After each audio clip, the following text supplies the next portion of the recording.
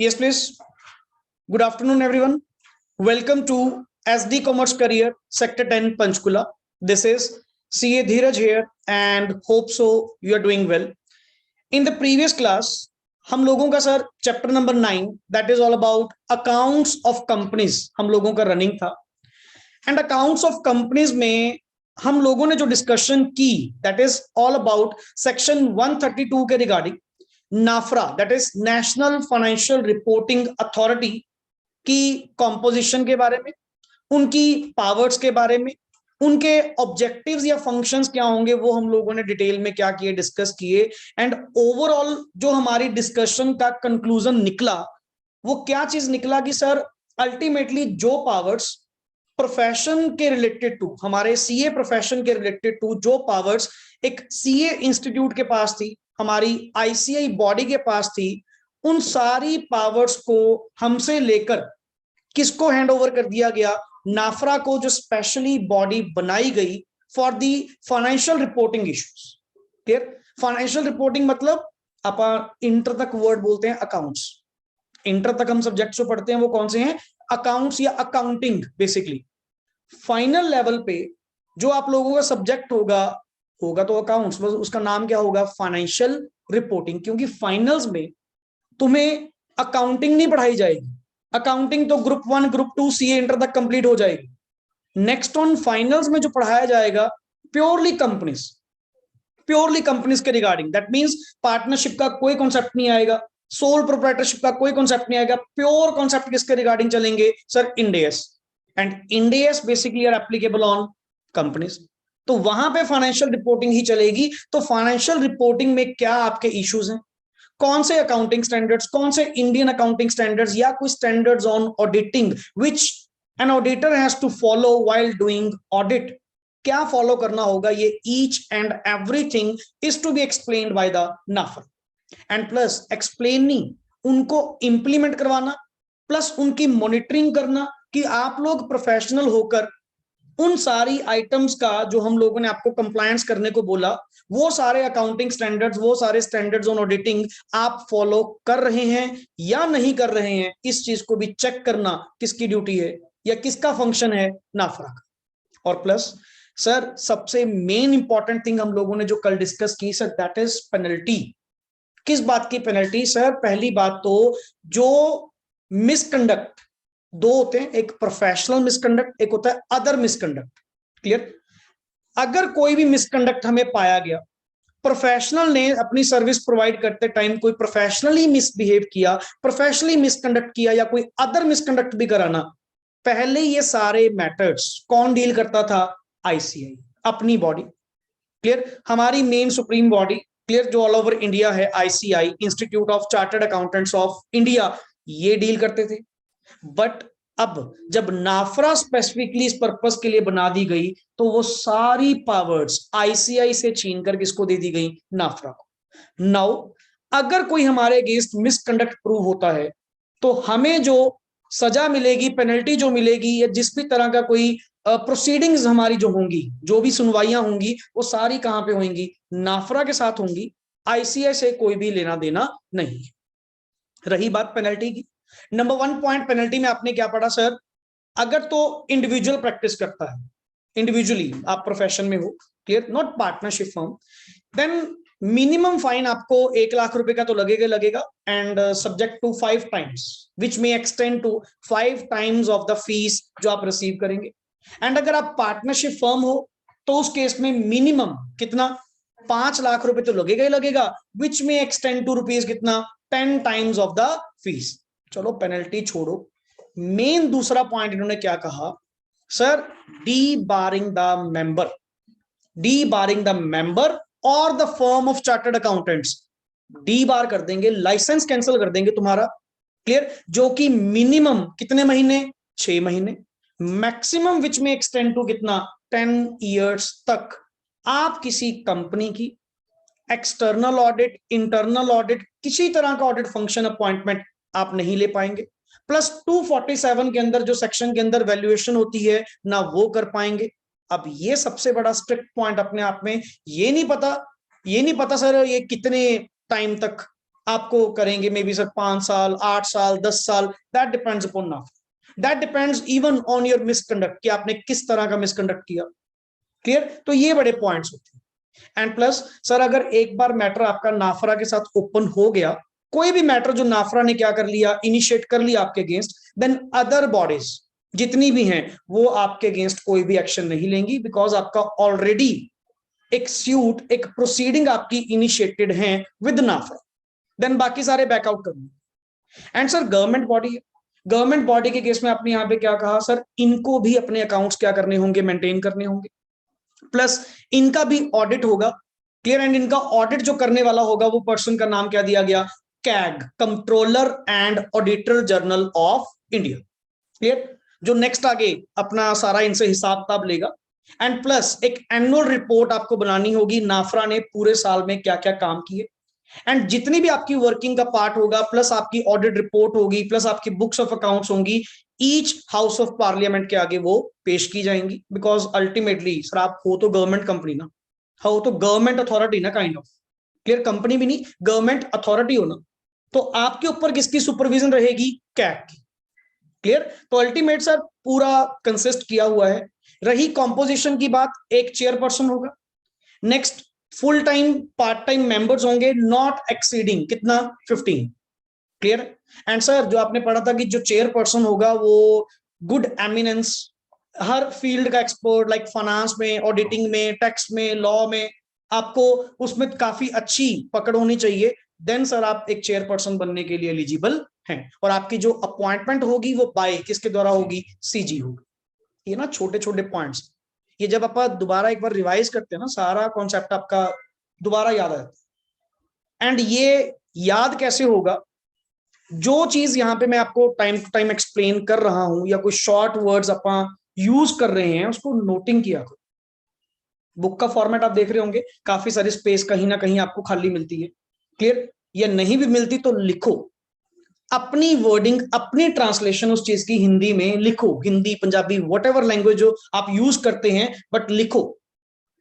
क्योंकि sir English as it is, जो ये लॉ लिखा गया है एज इट इज ऐसे लर्न नहीं होता।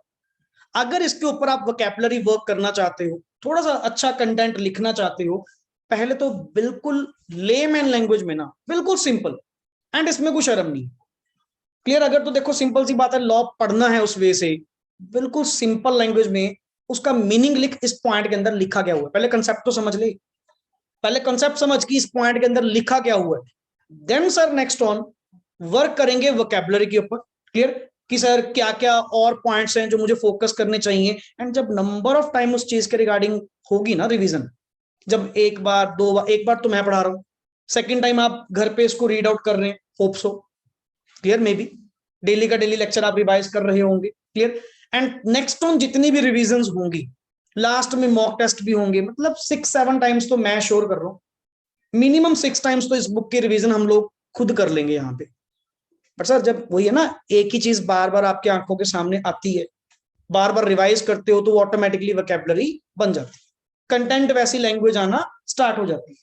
क्लियर? चलिए नेक्स्ट आगे टॉपिक हम स्टार्ट करते हैं हमारा, that is all about sir कुछ क्लास ऑफ कंपनीज के रिगार्डिंग टू हमारी डिस्कशन थी कि सर ये बताओ, ये जो हमारा नाफरा है ये किन किन के ऊपर एप्लीकेबल होगा, कौन कौन सी क्लास ऑफ कंपनीज के ऊपर इसकी एप्लीकेबिलिटी होगी। Main point, yes, number 1, classes of companies and body corporate governed by NFRA. Sir NFRA की ये जो प्रोविजंस है ना, जो तुमने कहा था कि अकाउंटिंग स्टैंडर्ड्स हम बताएंगे, Indian accounting standards plus financial reporting कैसे होगी, आपकी बात बिल्कुल सही कि आप बताओगे, बट किन किन को, किन के ऊपर आपकी एप्लीकेबिलिटी होगी, क्या ईच एंड एवरी पर्सन को ये आपका कहना मानना होगा, नहीं। पहले specifically NFRA shall exercise its powers with respect to the following classes of companies and body corporates. Number 1, sir पहली बात, companies whose securities are, word क्या लिखा हुआ है, लिस्टेड। सर लिस्टेड को तो वैसे ही नहीं छोड़ेंगे, सिंपल सी बात है, whose securities are listed on any stock exchange in India और क्या outside India। पहली बात, अगर तुम लिस्टेड कंपनी हो ना, क्लियर, लिस्टिंग यहां करवा रखी है या मे बी आपने किसी बाहर की स्टॉक एक्सचेंज पे, क्लियर, इंटरनेशनल स्टॉक एक्सचेंज पे अपने आपको लिस्ट करवा रखा है, कोई इशू नहीं सर, इतना पता है नाफरा की प्रोविजन, नाफरा की निगाहें आपके ऊपर रहेंगी। Clear. Next is unlisted public company, इनके लिए थोड़ी सी लिमिट, थ्रेशोल्ड लिमिट दी गई, not every unlisted public company, but sir पढ़िए अनलिस्टेड पब्लिक कंपनी, हाँ, Unlisted public companies having capital of not less than rupees 500 crore yes, or having annual turnover of of not less then, अच्छा not less then मतलब minimum, at least, जिसको तुम word बोलते हो। Clear.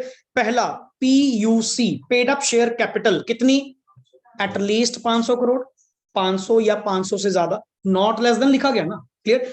और अच्छा word क्या लिखा हुआ है, और मतलब एंड नहीं है, अलग अलग है, कोई भी एक कंडीशन। क्लियर। और having annual turnover of not less than कितना, 1000 करोड़, और having in aggregate outstanding loans, debentures and deposits, clear, जिसको हम वर्ड बोलते हैं LBDD, loans, borrowings, debentures, deposits. Clear. इसको शॉर्ट वर्ड कह रहा हूं सर, अनलिस्टेड के लिए PUC कितना था, मिनिमम कितना, 500 crore.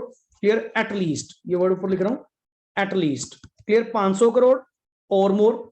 And turnover, TO short word, turnover कितना था, 1000 करोड़ कम से कम होना चाहिए।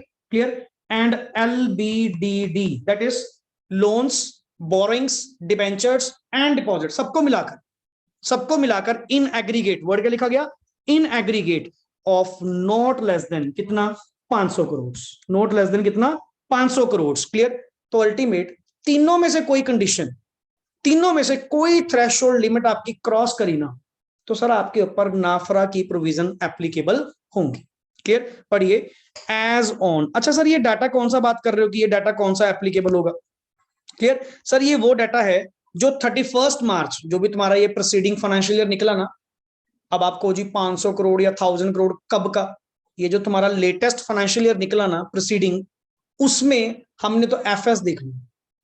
FS में अगर तेरी PUC, that is paid up share capital, 500 crore और मोर निकली, या टर्नओवर 1000 करोड़ और मोर निकली, या LBDD इन एग्रीगेट 500 करोड़ और मोर निकला, तो सर आपके ऊपर नाफरा की प्रोविजंस क्या होंगी, एप्लीकेबल होंगी।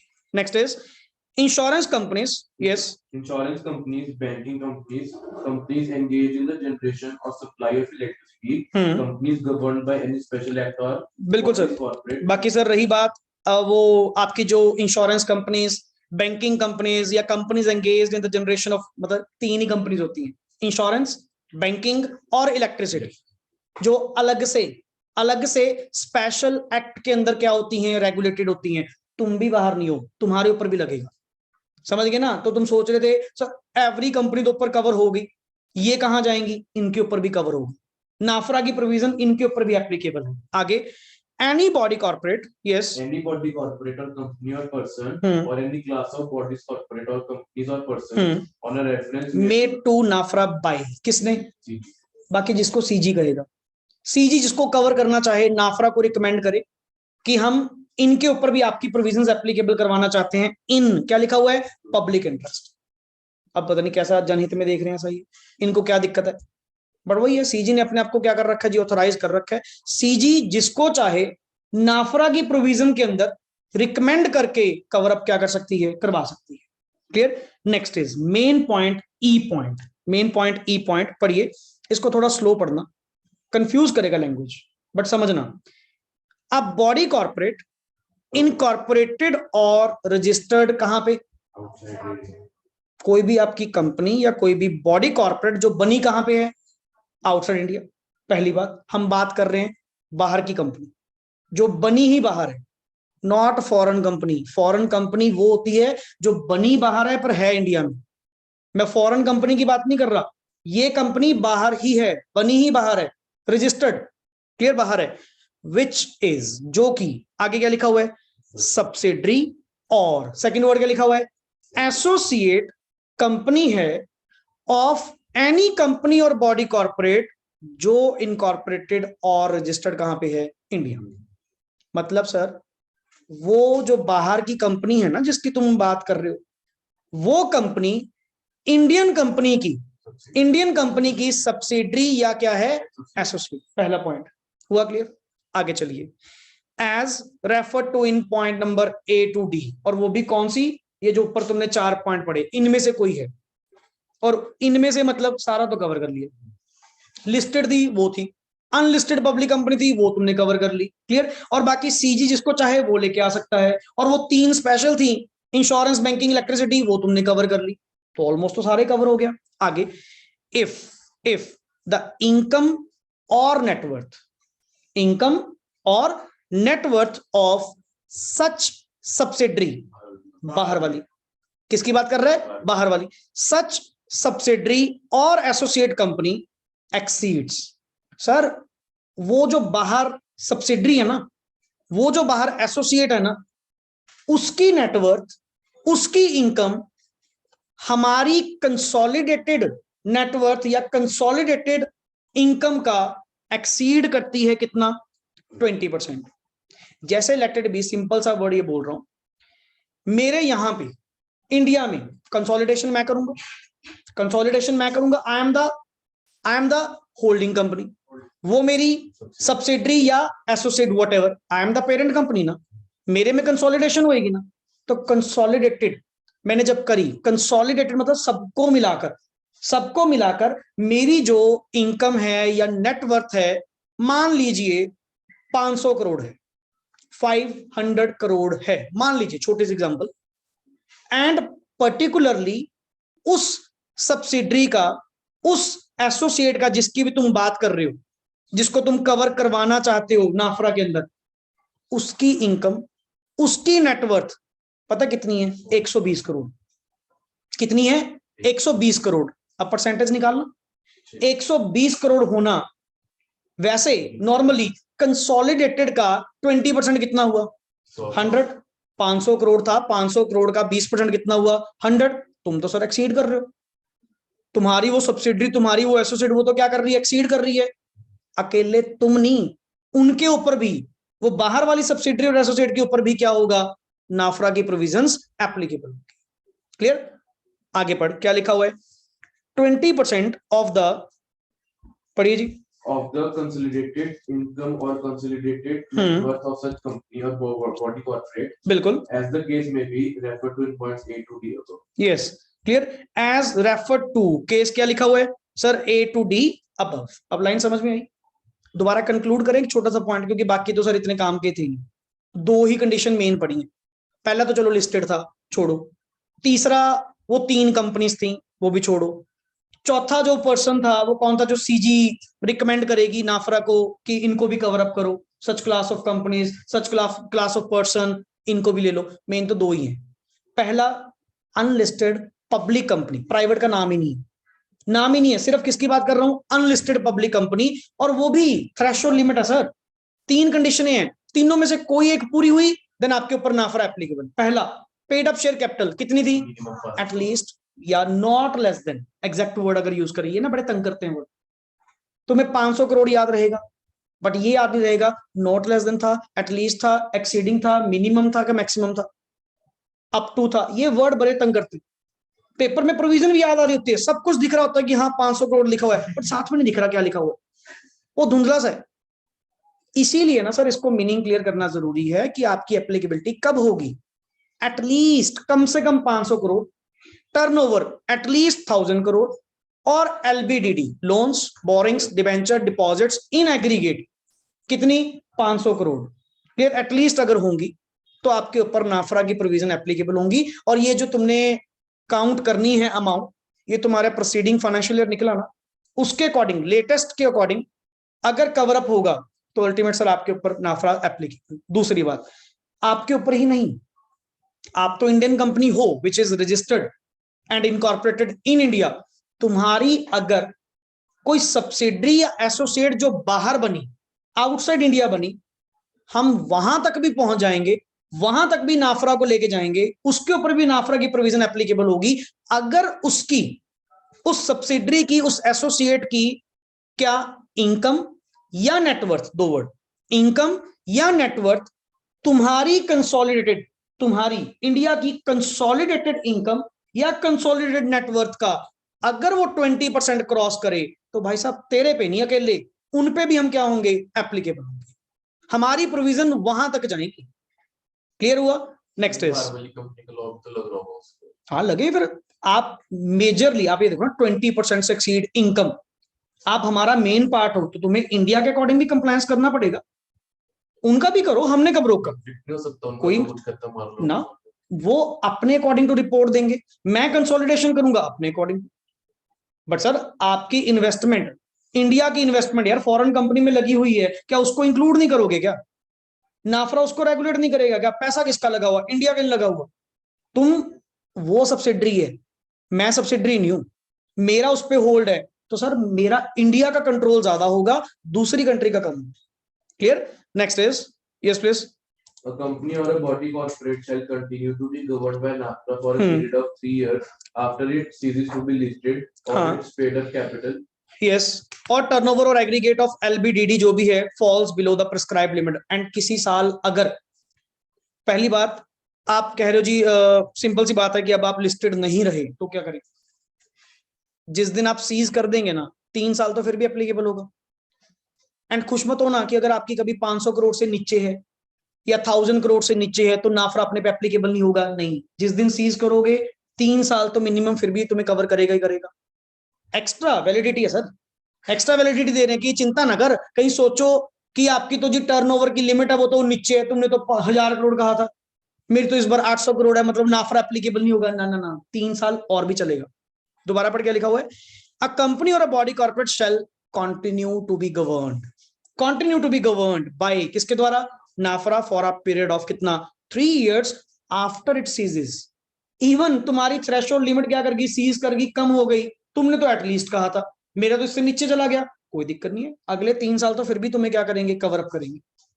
और तुम ऐसे हो, इस बार नहीं हुआ, नेक्स्ट अगले साल में फिर तुम थ्रेशोल्ड पार कर दोगे, फिर तो वैसे ही कंटिन्यू हो जाओगे। समझ गए ना? जो इस क्लास की कंपनीज होती हैं, इस बार कम हो गई, अगली बार में तो नहीं कम होगी, और वैसे भी 3 साल तो मैंने फिर भी कवर करना ही करना है, तो अल्टीमेट तुम मेरे अंडर रहोगे ही रहोगे। समझ गए ना? तुम मेरे अंडर रहोगे ही रहोगे। Next is intimation, Intimation by certain companies and bodies corporate to NAFTA. Every existing body corporate other than a company governed by these rules shall inform NAFTA within 30 days of commencement of these rules. बिल्कुल। Inform NAFTA 1 the particulars of the auditor as on 13 November 2008. हाँ, ये basically sir जब particularly ये नाफरा introduce की गई थी ना, ये उस टाइम की बात है कि एवरी, देख वर्ड भी क्या लिखा हुआ है? Existing, existing body corporate other than company governed by these rules, clear, shall inform NAFRA within 30 days of commencement of these rules। जब से इनके ऊपर ये एप्लीकेबल होने क्या हुए, स्टार्ट हुए। सर हो सकता है पहले आप कवर्ड नहीं होते थे, अब आप कवर्ड होना स्टार्ट हो गए। क्लियर? तो ultimately sir inform number NFRA 1 के अंदर the particulars of the auditor as on 13th November 2018, जो भी आपके पर्टिकुलर्स होंगे ना, आपको हमें एक बार इंटीमेट करना होगा। और ये एग्जिस्टिंग के लिए था, उस टाइम की बात है, अब ऐसा कुछ नहीं। क्लियर? क्योंकि अब तो ये क्रॉस कर चुका ना, तो लॉ में तो लिखा हुआ है प्रोविजन की सर। अब ऐसा भी हो सकता है अभी तक ना बताया हो, अभी तक आपने इंटीमेशन ना दी हो इस चीज के रिगार्डिंग, तो सर हमने तो प्रोविजन के अंदर ऑलरेडी लिखा हुआ है कि आपको ऐसा करना मैंडेटरी था। Next is recommending accounting standards, yes, Recommending accounting standards and auditing standards. For the purpose of recommending accounting standards or auditing standards for approval by CG, NAFRA shall receive recommendations from ICI. हाँ देख लो, सिर्फ recommendation, जहां चलती किसकी थी? Purely अपनी, अब सिर्फ तुमसे रिकमेंडेशन ली जाएंगी, पूछा जाएगा बस। समझ गए ना? पहले तुम बताते थे कि ये अकाउंटिंग स्टैंडर्ड बनाना है, ऐसे बनाना है, अब बताएंगे नहीं, सिर्फ पूछेंगे, और वो भी कुछ जरूरी नहीं समझेंगे। आगे, shall receive recommendation from ICI on proposal of, जितने भी new accounting standard, auditing standard of और any amendment to the existing accounting standard और ऑडिटिंग स्टैंडर्ड, जो भी कुछ होगा आपकी रिकमेंडेशन ली जाएगी, आईसीआई से जस्ट पूछा जाएगा। नेक्स्ट आगे, may seek additional information from ICI on the recommendations received under point 1 above. बिल्कुल, यस, और वो भी क्या लिखा हुआ है? इफ रिक्वायर्ड, अगर कोई एडिशनल इंफॉर्मेशन हमें चाहिए हो तो हम लेंगे। क्लियर? बट सर आप एक चीज ऊपर देख रहे हो, अप्रूवल तो किसने करनी है? सीजी ने। बताएगा कौन फाइनली? नाफरा। तुमसे जस्ट कल रिकमेंडेशन ली जाए। क्लियर?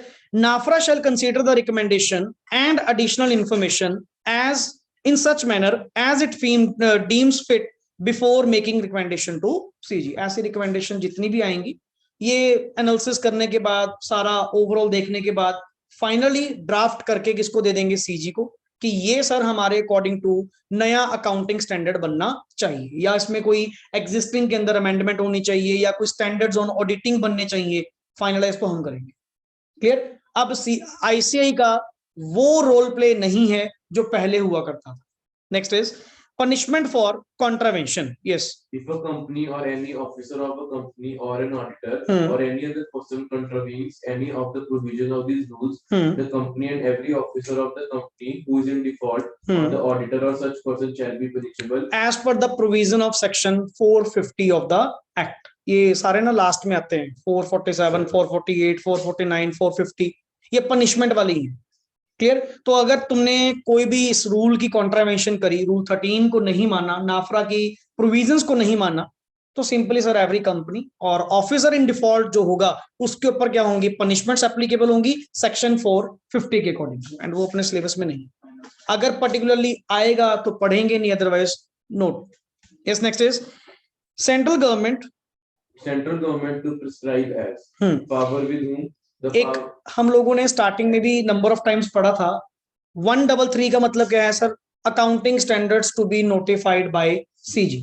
क्लियर? जो भी accounting standards notified by CG होंगे, अभी तो ऊपर पढ़ के आए, आईसीआई रिकमेंड करेगा, नाफरा फाइनलाइज करके इसको देगा सीजी को, एंड सीजी उसको क्या करेगा, नोटिफाई करेगा। तो जो नोटिफाई हो जाएंगे ना, वो अकाउंटिंग स्टैंडर्ड्स आपको अपनी प्रैक्टिस में, आपको while preparing the financial statements, while presenting the financial statements, उन अकाउंटिंग स्टैंडर्ड्स को क्या करना होगा, फॉलो करना होगा। Number 1, power with home. सबसे पहले the power to prescribe the AS vests with the CG. Yes. Stages in prescribing AS. Yes. Stages in prescribing AS are as follows. देख, सबसे पहले यही बात अपने वाली, at first stage ICI recommend करेगा स्टैंडर्ड्स ऑफ अकाउंटिंग, तुम recommend करोगे। देखो अल्टीमेट नाफरा को भी आई थिंक सो उस लेवल की नॉलेज नहीं है, उस लेवल की मतलब नीड नहीं शायद पता होगी कि एट प्रेजेंट कौन सा अकाउंटिंग स्टैंडर्ड आना चाहिए, किसके अंदर क्या अमेंडमेंट होनी चाहिए। उससे जो कंसर्न है वो कौन है, आईसीआई ही है।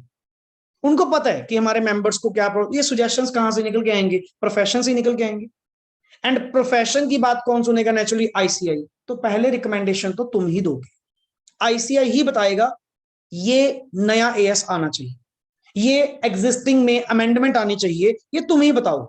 आगे at the second stage, yes, at the second stage these standards of accounting shall be examined by NAFRA. किसके द्वारा? अब इसको एग्जामिन कौन करेगा, नाफरा। नाफरा में also make it's on recommendation. अब मैं अपनी रिकमेंडेशन यहां पे लूंगा, मेरा क्या कहना है, clear? At the third stage now उस बात को कौन एग्जामिन करेगा, CG. CG examine the recommendation made by NAFRA and then CG may prescribe after consultation. देख लास्ट में तो तुम दोनों की आपस में बात हो रही है ना, IC कहाँ गया? लास्ट में जब फाइनलाइज कर रहे हो, हमें तो बिल्कुल ही छोड़ दिया, जिसने स्टेप इन करा था, जिसने आपको बताया था कि ये अकाउंटिंग स्टैंडर्ड होना चाहिए। लास्ट में फाइनलाइज तो सर वही कौन है, एट लास्ट अथॉरिटी कौन है तो नाफरा ही है। तो नाफरा से ही फाइनलाइज किया जाएगा, एंड सीजी तो क्या करेगा, जस्ट नोटिफाई कर देगा, यस कल से ये एप्लीकेबल है। Clear? The AS. Next is position. ये पढ़ लो, position until AS are prescribed by CG. जब तक CG की ओर से prescribed नहीं थे, पढ़िए। The standards of accounting as specified under the Companies Act 1956 shall be deemed to be the AS until the AS are specified by CG under section. हाँ, जब तक नया सेक्शन 133 ये बाद में नोटिफाई हुआ, ये कंपनीज एक्ट 2013 में बाद में नोटिफाई हुआ, तो क्या सर उससे पहले कभी अकाउंटिंग स्टैंडर्ड फॉलो नहीं होते थे क्या? क्यों नहीं होते थे? वो कंपनीज एक्ट पुराना नहीं था क्या, 1956 वाला? उसमें जिसको नोटिफाई किया हुआ था वही अकाउंटिंग स्टैंडर्ड्स एप्लीकेबल थे। बट ऐसा थोड़ी है कि अकाउंटिंग स्टैंडर्ड्स अभी से एप्लीकेबल होने स्टार्ट हुए, या जब से ये 133 आया कंपनीज ने तब से फॉलो करना स्टार्ट करा। नहीं सर, पहले भी फॉलो हो रहे थे, पहले पुराने एक्ट के अकॉर्डिंग हो रहे थे, अब न्यू एक्ट के अकॉर्डिंग हो रहे। Clear? Next is forms and items. Forms and items contained in financial statements. The financial statement shall be in the form specified in the Schedule 3 to the बिल्कुल, Act and comply with the AS or Ind AS as applicable. जो भी तुम्हारे ऊपर applicable, वो आपको हम clarity करवा देंगे जब आप अकाउंटिंग स्टैंडर्ड्स पढ़ेंगे, जब अकाउंट्स के अंदर स्टार्ट करेंगे, वहां पे आपको फर्स्ट डे यही बताया जाएगा कौन से एएस किसके ऊपर एप्लीकेबल है, कैसे इन्होंने डिवाइडेशन की हुई है, लेवल 1, लेवल 2, लेवल 3 एंटिटीज, कौन कौन कवर होगा, किस किस को एग्जम्पशन दी गई है। तो हमने पहले क्लियर कर दी कि पहली बात तो जी फाइनेंशियल स्टेटमेंट्स आपकी वो शेड्यूल 3 था ना, एक जो वर्टिकल फॉर्मेट में तुम बैलेंस शीट बनाकर देते हो, ये शेड्यूल 3 के अकॉर्डिंग होना चाहिए। आगे कैश फ्लोज वट एवर जो भी है वो अपन स्टार्टिंग पढ़ा था कि फाइनेंशियल स्टेटमेंट्स के अंदर क्या क्या इंक्लूड होगा या नहीं होगा। Next is the items The items contained in the FS shall be prepared in accordance with the definitions and the requirements specified in the AS or Ind AS. बिल्कुल as the case may be। और बाकी sir simple सी बात, ये जो आपकी FS है ना, जो items contained in the FS हैं, कोई अलग से नहीं बताएगा, अकाउंटिंग स्टैंडर्ड्स या इंड एस ही आपको बताएंगे क्या क्या चीज आपने फाइनेंशियल स्टेटमेंट के अंदर डिस्क्लोज करनी है, कितनी डिस्क्लोज करनी है। तो everything is already explained in accounting standards, you have to just follow them. कोई अलग से वो ना मत रखना कि आपको कुछ स्पेशली बताएगा कि ये फाइनेंशियल स्टेटमेंट के अंदर आइटम कंटेन्ड होनी चाहिए। Sir all accounting is done in accordance with the accounting standards, और एएस ही हमें बताते हैं। क्लियर। अब जब आपको अकाउंटिंग स्टैंडर्ड्स में स्टार्ट करवाऊंगा, फर्स्ट ग्रुप के अंदर अपने अकाउंट्स के अंदर तकरीबन 8 अकाउंटिंग स्टैंडर्ड्स हैं, 8। क्लियर। तो वो जब 8 अकाउंटिंग स्टैंडर्ड्स की नोटिंग मैं आप लोगों को प्रोवाइड करवाऊंगा, प्रॉपर वे से लिखेंगे, आप खुद नोट करेंगे यहाँ पे। Each and every accounting standard में आप यही चीज समझेंगे कि सर जितनी भी अकाउंटिंग आप अब तक कर चुके, या मैं +1 +2 में जितना भी नेक्स्ट वन रीड आउट कर चुका, ठीक है, तुम्हें डायरेक्टली मेथड बताएगा कि ऐसा करना, इस अकाउंट की डेबिट साइड ये आइटम लिखो। उनको किसने बताया? उनके टीचर ने। उनको किसने बताया? अकाउंटिंग स्टैंडर्ड्स ने। अकाउंटिंग स्टैंडर्ड्स गाइड करते हैं कि ये आप अकाउंटिंग ट्रीटमेंट कैसे करेंगे, अगर ये सिनारियो होता है तो उस केस में आप क्या डील करेंगे। सर ये अकाउंटिंग स्टैंडर्ड्स ही गाइड करते हैं। एंड जब अकाउंटिंग स्टैंडर्ड्स की नॉलेज हो जाएगी, देन आप कहोगे sir literally each and everything अब तक जितना भी अकाउंट्स हमने प्रिपेयर किया सारा एज पर अकाउंटिंग स्टैंडर्ड्स है। सारी वैल्यूएशन, सारी मेजरमेंट्स, जो भी presentation, disclosures, everything is as per accounting standards. हाँ, एक पर्टिकुलरली सेक्शन बना दिया 133 कि you have to follow the accounting standards which are notified by the CG, that's it। now the main concept जो आगे हमने कवर अप करना है, that is board report। आज अकेली इंट्रोडक्शन ही हमारी हो पाएगी। क्लियर। बोर्ड रिपोर्ट के रिगार्डिंग जस्ट मैं हल्की सी डिस्कशन आपके साथ कर रहा हूं कि यहां पे क्या कंटेंट हम लोग पढ़ने जा रहे हैं। सर एक मोस्ट कॉमन जो मैनेजमेंट की ओर से, बोर्ड ऑफ डायरेक्टर की ओर से एक report, annual report, kind of annual report जो स्पेशली बोर्ड ऑफ डायरेक्टर्स क्या करेंगे, प्रिपेयर करेंगे। क्लियर। सर इसको बनाया जाएगा एंड जिसमें पूरे साल की हमारी जो वर्किंग रही है, आपको बताने की जरूरत नहीं है, मैं फॉर्मेट आपको पढ़ाऊंगा कंपनीज एक्ट के अकॉर्डिंग टू, सेक्शन 134 के अकॉर्डिंग टू। क्लियर। क्या क्या कंटेंट आपकी बोर्ड रिपोर्ट के अंदर कंटेन्ड होगा, ये मैं आपको बता के जाऊंगा। नहीं तो यूजुअली हमें एक पहले भी वर्ड आया था, सर एक ना एनुअल रिपोर्ट बना के दे दो, बट बताया तो नहीं था कि एनुअल रिपोर्ट के अंदर क्या आना चाहिए, क्या क्या पॉइंट्स आप वहां पे क्लासिफाई करेंगे, कुछ नहीं बताया। बट यहाँ पे डायरेक्टर्स की जो रिपोर्ट होगी, डायरेक्टर्स के द्वारा जो बोर्ड रिपोर्ट बनाई जाएगी, उसमें क्या क्या मेंशन होगा एंड कौन कौन सी क्लास ऑफ कंपनीज के ऊपर क्या क्या रिक्वायरमेंट्स हैं, ये हम आपको क्या करेंगे, गाइड करेंगे। हल्के हल्के पॉइंट्स एक बार स्टार्ट करता हूं। And this is the most important document. जैसे एक ऑडिटर की रिपोर्ट होती है, ऑडिटर तो कौन हुआ, मैं, जो प्रोफेशनल उस कंपनी का ऑडिट करके अपनी रिपोर्ट तैयार कर रहा है। मैनेजमेंट का क्या कहना है, जो तुम्हारे बोर्ड ऑफ डायरेक्टर्स वहां पे बिठाए हुए हैं, जो कंपनी को मैनेज कर रहे हैं, जो कंपनी के अफेयर्स को कंट्रोल कर रहे हैं, उनका क्या कहना है। वो भी तो रिपोर्ट अपनी प्रोवाइड करें कि पूरा साल उन्होंने क्या करा। तो एक बार पढ़ लीजिए छोटे छोटे पॉइंट्स, कुछ कंप्लीट तो नहीं हो पाएगा बट जितना पॉसिबल हो पाए उतना कवर अप करेंगे, क्योंकि कंटेंट्स बहुत बड़े, बहुत डिटेल्ड यहाँ पे कुछ गिवन है। इसको हम बनाएंगे जी शॉर्ट, प्योरली जो टॉपिक आपको पढ़ाया जाए, जो वर्ड्स आपको यहाँ पे पढ़ाए जाएं, साइड बाय साइड ना शॉर्ट वर्ड लिखते जाना।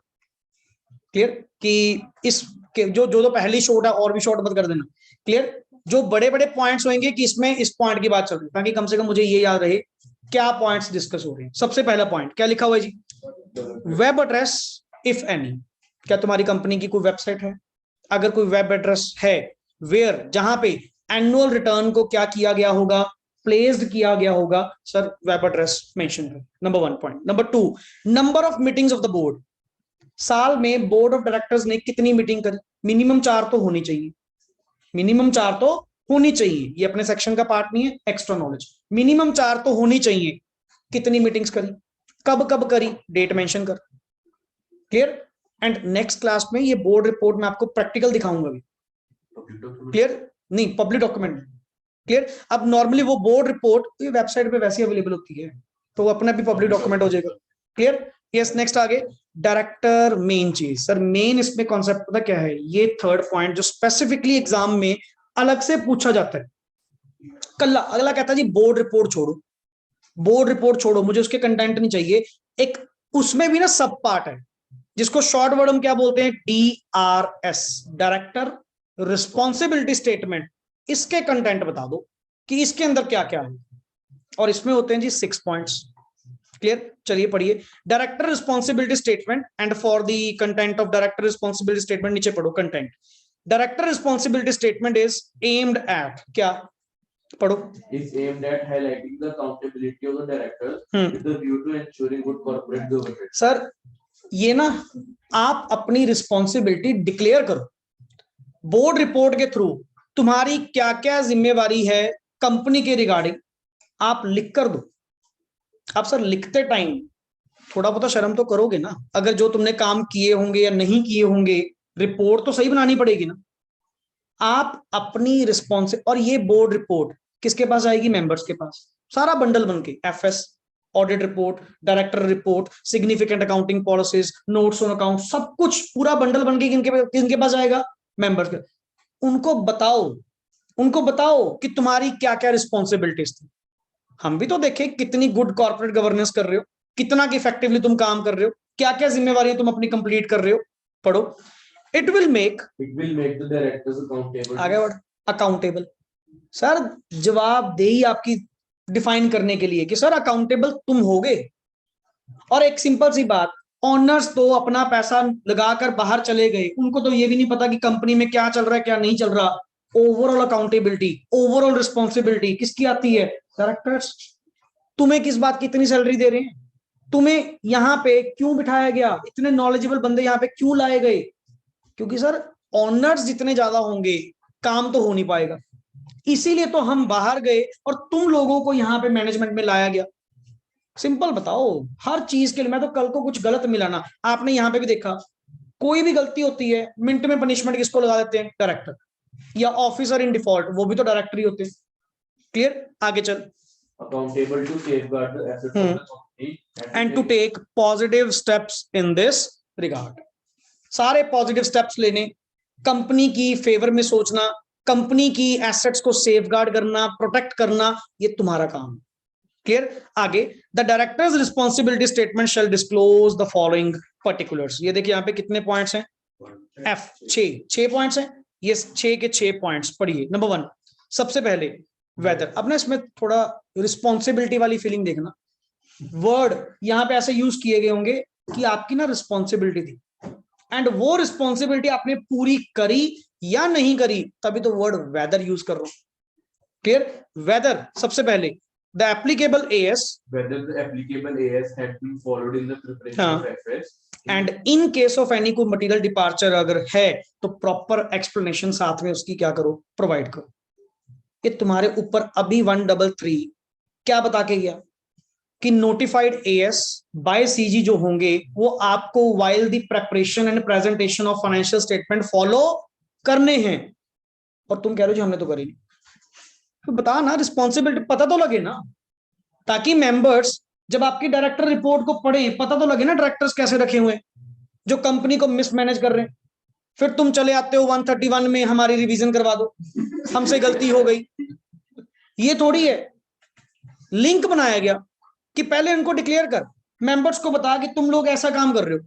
आगे चल, weather the directors, whether the directors had selected such accounting policies and applied them consistently बिल्कुल, and made judgments and estimates that are reasonable and prudent so as to give, क्या लिखा हुआ है underline, true and fair view of the state of affairs of the company and of the profit and loss of the company. एक बात बता, fundamental accounting assumptions में second assumption हम कौन सी पढ़ते हैं? कंसिस्टेंसी।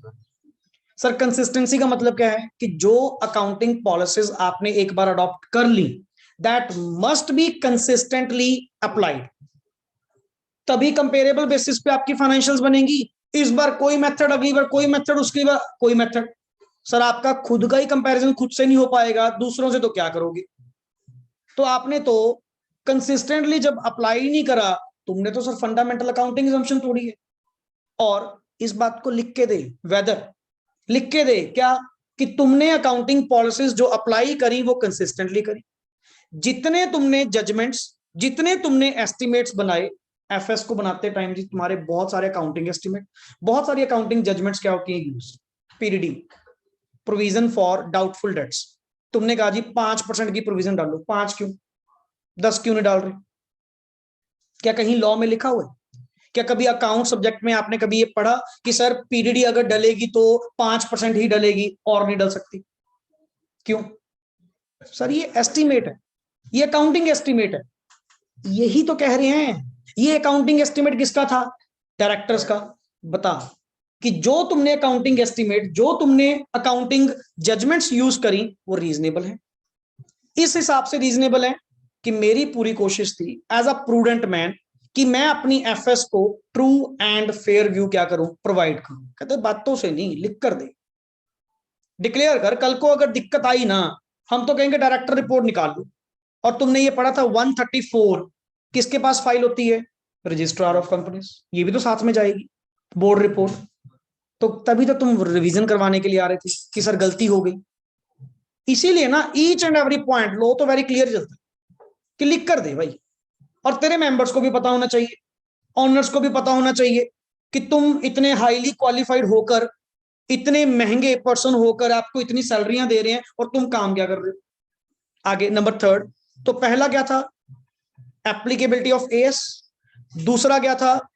ट्रू एंड फेयर या accounting policies consistently applied. किसी भी वे से उसको याद रख सकते हो। एक वर्ड लिखा करो, क्लियर? एक ऐसा वर्ड लिखो जो पूरे पॉइंट को क्या करवा दे, याद करवा दे। हाँ इसके अंदर ये बात थी। पहले लिंक जनरेट कर, ताकि तुझे कम से कम ये पता हो कि अगर मुझसे ऑरली भी पूछे जाए ना बोर्ड रिपोर्ट के कारण, अब मुझसे अगर तुम पूछो किसी प्रोविजन के, मेरे को सारी प्रोविजन थोड़ी पता होगी, बट मेरे को मेन पॉइंट्स पता है कि उसके अंदर ये 6 वर्ड थे। अब 6 वर्ड को थोड़ा रिलेट करूंगा, धीरे धीरे याद तो आएंगे ना। हाँ sir consistently accounting policies consistently applied होनी चाहिए, और जितने भी तुमने जजमेंट्स, जितने भी एस्टिमेट्स बनाए वो इतने रीजनेबल होने चाहिए कि आपकी एफएस को ट्रू एंड फेयर व्यू मिलना चाहिए। ये बनेगी लैंग्वेज। धीरे धीरे वर्ड सारे फ्लो वाइज निकलेंगे, समझे? Next is whether the directors had taken proper and sufficient care। बिल्कुल, किस बात की? Number 1 for the maintenance of, number 1 क्या? Adequate accounting records in accordance with the provision of this account, this act. वो आपने पढ़ा था ना 128 बुक्स ऑफ अकाउंट्स को मेंटेन करना। क्या तुमने, डायरेक्टर्स ने sufficient and proper care maintain करी for the adequate accounting records, कि तुमने अकाउंटिंग रिकॉर्ड्स प्रॉपर संभाल के रखे हुए हैं? Yes. Number 2 for safeguarding the assets of the company, company की एसेट्स को सेफगार्ड करना, प्रोटेक्ट करना तुम्हारा काम था। And for preventing and detecting fraud and other irregularities. आप एक सिंपल सा पॉइंट बताओ, फ्रॉड को निकालना या फ्रॉड एंड एरर्स को डिटेक्ट करना, ये मैनेजमेंट की ड्यूटी है, सीए की ड्यूटी है? मैनेजमेंट। किसकी ड्यूटी है? प्रिवेंट, डिटेक्ट एंड करेक्ट करना, पीडीसी करना, short word, prevent, detect and correct करना of misstatements, errors, frauds, omissions. ये किसकी ड्यूटी है? ये मैनेजमेंट की ड्यूटी है या ऑडिटर की? क्योंकि डाटा मैनेजमेंट आगे ऑडिटर। पहले मैनेजमेंट की। फर्स्ट प्राइमरी ड्यूटी किसकी बनती है? मैनेजमेंट की। सेकेंडरी ड्यूटी कहीं ना कहीं मेरी बनती है, बट मेरी प्राइम रिस्पॉन्सिबिलिटी, ऑडिटर की प्राइम रिस्पॉन्सिबिलिटी गलतियां निकालना नहीं है। जो मिनट में कह देते हो जी सीए तो गलती निकाल देता है या वो निकाल के देगा, नहीं सर, मेरा काम है जस्ट रिपोर्ट देना। मेरा काम है जस्ट ओपिनियन देना, मेरा काम गलतियां निकालना नहीं है या तुम्हारे फ्रॉड डिटेक्ट करना नहीं है। हाँ, काम करते सामने आएंगे, मेरे ओपिनियन ड्रॉ करते हुए सामने आएंगे, फिर छोड़ूंगा नहीं, फिर मैं जरूर रिपोर्ट करूंगा। बट सर फर्स्ट रिस्पॉन्सिबिलिटी इन सबको मेंटेन करना, एडिक्वेटली मेंटेन करना, प्रिवेंट डिटेक्ट करना, ये किसकी ड्यूटी है? मैनेजमेंट। तुम्हें किस लिए बिठाया? तुम्हें किस लिए बिठाया? इस बोर्ड ऑफ डायरेक्टर्स की पोस्ट, डायरेक्टर की पोस्ट आपको क्यों दी? इस काम के लिए दी कि तुम गलत करो और सीए आके सही करेगा, ये थोड़ी है सर। आगे, whether the director has prepared, yes, whether the director has prepared the FS on a going क्या आपने फाइनेंशियल स्टेटमेंट जो प्रिपेयर करी, क्या गोइंग कंसर्न के अकॉर्डिंग करी? फिर आगे फंडामेंटल अकाउंटिंग assumption, क्योंकि ये तो जरूरी आइटम है। अगर तुम्हारा बिजनेस गोइंग कंसर्न है, clear, for a foreseeable future, जितना तुम प्रिडिक्ट कर सकते हो, not indefinite period, for a foreseeable future, जितना तुम देख सकते हो। अगर तुम्हें लग रहा है कि आने वाले साल में या आने वाले सालों में हमारी कंपनी बंद नहीं होगी, कोई इंसॉल्वेंसी, कोई वाइंडिंग अप का केस नहीं होगा, then sir your financial statements must be prepared according to the going concern. Going concern के बेसिस पे होनी चाहिए। एंड सिंपल सा पॉइंट, अगर जिस साल तुम्हारी गोइंग कंसर्न ब्रीच हुई, तुम कह रहे हो सर अपने तो हाल मारे हैं जी, ये नहीं पता कल छोड़ो, मन करे आज बंद हो जाए, अपने तो जी ये हालात आए पड़े, दैट मीन्स तुम्हें दिख रहा है कि गोइंग कंसर्न नहीं है, लंबे समय तक हम नहीं चलेंगे। आज ही जितनी फाइनेंशियल स्टेटमेंट्स बनेंगी वो किस पे बनेंगी? NRV, net realisable value. नहीं, सिंपल सी बात है सर, तुम जो करते हो ना फिक्स्ड एसेट्स को cost less depreciation, cost less depreciation, उसकी मार्केट वैल्यू क्यों नहीं दिखाते भाई? उसकी अपडेटेड वैल्यू क्यों नहीं दिखाते? Because going concern. मैं कौन सा बेचने के लिए बैठा हूं, मैं तो उसको अपने काम के लिए यूज कर रहा हूं और मेरा काम आगे चलेगा अगले 5 साल तक, मेरे को कोई दिक्कत ही नहीं है। एंड अगर मुझे होती ना, अगर होती ये एफएस जो बनाई है ना मैंने, ये कॉस्ट पे ना होती, ये किस पे होती? एनआरवी बेसिस पे होती। इसी बात को डिक्लेयर कर, रिस्पॉन्सिबिलिटी में लिख कि तूने जो डायरेक्टर्स ने एफएस बनवाई हैं वो गोइंग कंसर्न बेसिस पे बनाई है। नेक्स्ट आगे, whether the directors had laid down internal financial controls to be followed by the company, बिल्कुल, and whether such internal financial controls are adequate and were operating effectively if the company is क्या लिखा गया? एक ना listed के case में एक extra reporting आ गई जिसको हम वर्ड बोलते हैं IFCR, internal financial controls reporting, clear, या ICFR, अलग अलग इंटरनल कंट्रोल्स फाइनेंशियल रिपोर्टिंग अलग अलग चलती है। ये मैंडेट कर दिया गया लिस्टेड कंपनी के। अगर आप लिस्टेड कंपनी हो, सर एक बात बताओ, फाइनेंशियल स्टेटमेंट्स जो तुम्हें दिख रही हैं, फाइनेंशियल स्टेटमेंट्स तो मनी मेजरमेंट कॉन्सेप्ट पे बनी है कि जो चीज मनी में वैल्यू हो सकती है उसको आपने उसमें रिकॉर्ड करा एंड आप उसका ऑडिट कर रहे हो। That means the information produced by accounting system, आपने उसका ऑडिट करा। बट इसकी अकाउंटिंग कैसे हुई, अकाउंटिंग का वे क्या था, यहां पे तुम्हारे कंट्रोल्स क्या लगे हुए हैं कि एक अगर एंट्री होती है तो उसको कैसे किया जाएगा? सर आई थिंक सो आपको इसके इंटरनल कंट्रोल्स नहीं चेक करने चाहिए थे, या आपको अपनी ऑर्गेनाइजेशन में इंटरनल कंट्रोल्स नहीं स्ट्रिक्टली अप्लाई करने चाहिए थे।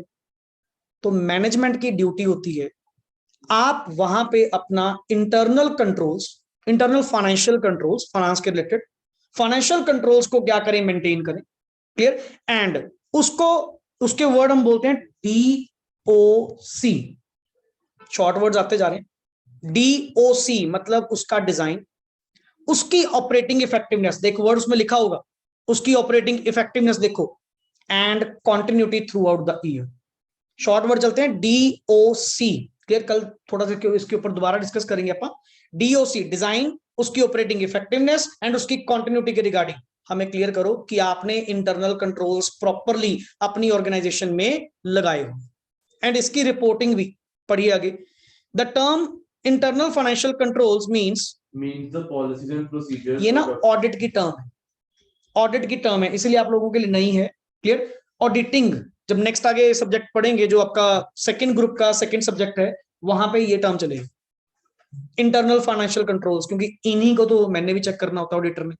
तो वहां पे ये कॉमन टर्म चलेगी, clear. So means the policies procedures, policies and procedures adopted by the company for ensuring the orderly and efficient conduct of its business, ताकि हमारा बिजनेस जो है वो ऑर्डरली एंड एफिशिएंटली चले, including adherence to companies policies. मतलब sir simple सी बात बताऊं, जितने प्लान्स, जितने पॉलिसीज, जितने प्रोसीजर्स मैनेजमेंट अडॉप्ट करती है ना, किस बात के लिए? Overall working of the business को इफेक्टिव एंड एफिशिएंट करने के लिए, that is internal controls. In simple word कहूं, डिसिप्लिन। एक ऑर्गेनाइजेशन में या डिफरेंट डिफरेंट ऑर्गेनाइजेशन में तुम लोग स्टेप इन करते ही समझ जाते हो कि यहां पे कंट्रोल कितना, क्लियर। वो फीलिंग, वो वर्ड आता कहां से? आपको वहां का सिस्टम देखकर कि सर यहाँ पे एवरीथिंग इज ऑर्गेनाइज्ड, ये कोई मिसमैनेज वाला काम नहीं है कि जो मर्जी चलेगा, समझ गए ना। अब सिंपल सी वर्ड हम कहते हैं जी, मेरा कंट्रोल अलग लेवल का है, हमारा यहाँ पे सिस्टम मैनेजमेंट का अलग लेवल का है।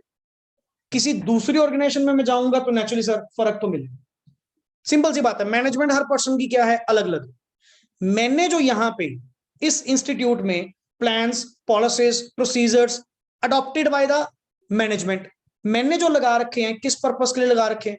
For the efficient and effective conduct of business. So these are called as internal controls. अब जैसे नॉर्मली आपको पता है सर, आपने सुबह आना है, इतने बजे आपकी ब्रेक है, एंड आफ्टर दैट इतने बजे आपने जाना है, मतलब एक फिक्स स्ट्रक्चर है ना आपका, एक कंट्रोल्स लगे हुए हैं ना। ये थोड़ी कि धर्मशाला बना के सुबह से लेकर शाम तक आ रहे हैं, जा रहे हैं, कोई मतलब ही नहीं है, ना कोई पूछ रहा है। हर चीज की एक सुपरविजन है, प्रॉपर है। तो ये जो थिंग्स होती है ना, ये अल्टीमेट क्या बनती हैं? Internal controls, clear. जैसे एसेट्स को सेफगार्ड करने के लिए जो तुमने कंट्रोल्स लगाए होंगे, जैसे आपने देखा नहीं, कई बार मान लो मेरा मेन रूम है जिसके अंदर एसेट्स कंटेन्ड है, हर पर्सन को वहां पे एंट्री नहीं होती, रेस्ट्रिक्टेड एंट्री होती है, क्लियर। उस वजह तो परमिशन लेनी पड़ेगी, या बायोमेट्रिक, बात ही खत्म, या कार्ड सिस्टम है। दैट मींस आपने ना इंटरनल कंट्रोल्स लगाए होंगे। किस बात के इंटरनल कंट्रोल्स? कि अनऑथराइज्ड पर्सन उस एसेट को एक्सेस कर ही ना पाए, समझ गए ना। मान लो मेरा पीसी है, उसके ऊपर मैंने लॉक लगा रखा है, पासवर्ड लगा रखा है। क्यों लगा रखा है? सो दैट कि कोई अनऑथराइज्ड पर्सन मेरे सिस्टम को यूज ही ना करे। ये जरूरी आइटम है सर। ये कंट्रोल्स होते हैं कि सर, जैसे मान लो लेट इट बी, बैंक का भी अगर सिस्टम देखें, बैंक के भी इंटरनल कंट्रोल्स हैं कि अगर मान लो कोई पेमेंट इनिशिएट करनी है, कोई मान लो पेमेंट करनी भी है, तो वो पेमेंट कैसे पास ऑन होगी? एक पर्सन आपको चेक पे नंबर लगा के देगा, टोकन देगा, देन पीछे जो पर्सन बैठा होगा वो 4 बार आपको देगा भी हाँ आप ही पेमेंट लेने आए हो, देन वो कैशियर को देगा, कैशियर वहां पे क्रॉस वेरीफाई करके फिर पेमेंट देगा। सर ये सारा ये सिस्टम जो है, या मान लो लॉकर अगर आपने ऑपरेट करना है तो रजिस्टर पे पहले साइन होंगे, आपकी एंट्री चढ़ाई जाएगी, हर चीज। सर ये इंटरनल कंट्रोल्स ही तो हैं। किस बात के इंटरनल कंट्रोल्स? ताकि एरर के, फ्रॉड के चांसेस क्या हो सके, कम हो सके। आगे पढ़, प्रिवेंशन एंड डिटेक्शन ऑफ, क्या लिखा हुआ है? Fraud and errors. Next is accuracy and completeness of accounting records. जैसे मैंने सिस्टम लगा रखा है, स्टॉक से आइटम बाहर नहीं जाएगी जब तक बुक्स में एंट्री नहीं होगी। ये चीज क्या इंश्योर कर रही है? ये क्या इंश्योर कर रही है? कि आपके जो अकाउंटिंग रिकॉर्ड्स है ना, वो कंप्लीट होंगे एंड एक्यूरेट होंगे। आपने कंट्रोल्स ही ऐसे लगा रखे। Next is the timely preparation of and reliable financial information आपको टाइमली बेसिस पे मिलेगी। The last is whether the director have devised proper system to ensure compliance with, और कुल मिलाकर क्या तुम लोगों ने इस लॉ के अकॉर्डिंग टू, या जो भी तुम्हारे ऊपर एप्लीकेबल लॉज हैं, नॉट ओनली कंपनी, जितने भी लॉज एप्लीकेबल हैं, उन सबका कंप्लायंस करने के लिए तुमने कोई प्रॉपर सिस्टम लगा रखा है कि नहीं लगा रखा? ये तो नहीं है भी जब पता करो नॉन कंप्लायंस, पेनल्टीज, फाइन्स, तुम्हारा पैसा थोड़ी जा रहा है। पैसा किसका जा रहा है? पैसा तो इन्वेस्टर्स का जा रहा है। और जब पता करो जी ये कंप्लायंस था, तुमने करा नहीं, ये फलाना सेक्शन था, ये तुमने करा नहीं, फिर दैट मींस तुम्हारा यहाँ पे कोई प्रॉपर सिस्टम ही नहीं है, कि तुम टाइम टू टाइम एनालिसिस करते ही नहीं हो कि तुम्हारे ऊपर कौन कौन से लॉज एप्लीकेबल है। इसीलिए कंपनीज में अब सीएस की अपॉइंटमेंट, सीएस की अपॉइंटमेंट, कंपनी सेक्रेटरी या सीएमए प्रोफेशनल्स को क्यों हायर करने लग गए? इसीलिए कि भाई साहब बोर्ड ऑफ डायरेक्टर्स को नॉलेज नहीं है कि कौन सा लॉ तुम्हारे ऊपर एप्लीकेबल होगा या नहीं होगा, एंड अगर होगा इफेक्टिवली इंप्लीमेंट होना चाहिए कल से। समझ गए ना, इसमें बहुत सारे पॉइंट्स आगे आएंगे जिसमें आपको बताएंगे कि सर ये आपको कंप्लायंस करना होगा। तो हमें हमें ये पहले बता, क्या तुम्हारा कोई प्रॉपर सिस्टम है कि सारे एप्लीकेबल लॉज जितने भी हैं या कोई रेगुलेटरी फ्रेमवर्क के अकॉर्डिंग क्या तुमने लगाया हुआ है? अगर लगाया हुआ है, अगर है, लास्ट वर्ड पढ़ियो क्या लिखा हुआ है, वर एडिक्वेट है एंड ऑपरेटिंग क्या है, इफेक्टिव। ये सर मेन मेरी डीआरएस है, डायरेक्टर रिस्पॉन्सिबिलिटी स्टेटमेंट, जिसमें मैं ये 6 पॉइंट्स के रिगार्डिंग क्या दूंगा, रिपोर्टिंग। जस्ट 2 मिनट्स की समरी। नंबर 1 पॉइंट डीआरएस का, एप्लीकेबिलिटी ऑफ एएस होने चाहिए जो भी नोटिफाइड बाय द सीजी होंगे while the preparation and presentation of financial statements. Number two क्या था, कंसिस्टेंटली अप्लाइड। कंसिस्टेंटली अप्लाइड में क्या था, अकाउंटिंग पॉलिसीज जितनी भी लगाओगे कंसिस्टेंटली अप्लाइड होनी चाहिए, एंड जितने भी अकाउंटिंग एस्टिमेट्स या अकाउंटिंग जजमेंट आपने यूज करी दैट मस्ट भी क्या होनी चाहिए, reasonable, which must provide true and fair view, किसका, फाइनेंशियल स्टेटमेंट्स का एंड आपका वो प्रॉफिट एंड लॉस जो भी तुम निकाल रहे हो। नंबर थर्ड क्या था sir, maintenance of adequate accounting records, कि आपने प्रॉपर सिस्टम बना रखा है। नंबर 4 क्या सर, एफएस जो बनाई गई वो गोइंग कंसर्न बेसिस पे बनाएंगी। नंबर 5 इंटरनल फाइनेंशियल कंट्रोल्स आपने इफेक्टिवली लगा रखे हैं एंड एडिक्वेट हैं एंड ऑपरेटिंग इफेक्टिवली है। क्लियर। एंड लास्ट हमने सर एक प्रॉपर सिस्टम डिवाइस किया हुआ है जिसमें सारे provisions of applicable laws automatically comply होते हैं, एंड सिर्फ लगाया ही नहीं हुआ, एडिक्वेट भी है एंड ऑपरेटिंग इफेक्टिवली है। ये 6 पॉइंट्स की रिस्पॉन्सिबिलिटी आपको अलग से देनी होगी, and this DRS director responsibility statement is a part of board report. तो मे भी तुमसे बोर्ड रिपोर्ट पूछी जाए, मे भी तुमसे अकेली ये पूछी जाए। अगर वैसे लॉट ऑफ टाइम यही पर्टिकुलर क्वेश्चन आ चुका, DRS का कंटेंट बता दो क्या है। हुआ क्लियर? यहीं से नेक्स्ट आगे टॉपिक हम सर नेक्स्ट क्लास में कंटिन्यू करेंगे, एंड कल बोर्ड रिपोर्ट भी ये कवर करने के बाद प्रैक्टिकल बोर्ड रिपोर्ट भी आपको मैं दिखाऊंगा। Is that clear? ओके जी, थैंक्स लॉट। ये students, any doubt? Archana, Harshita, Himanshu? Okay जी।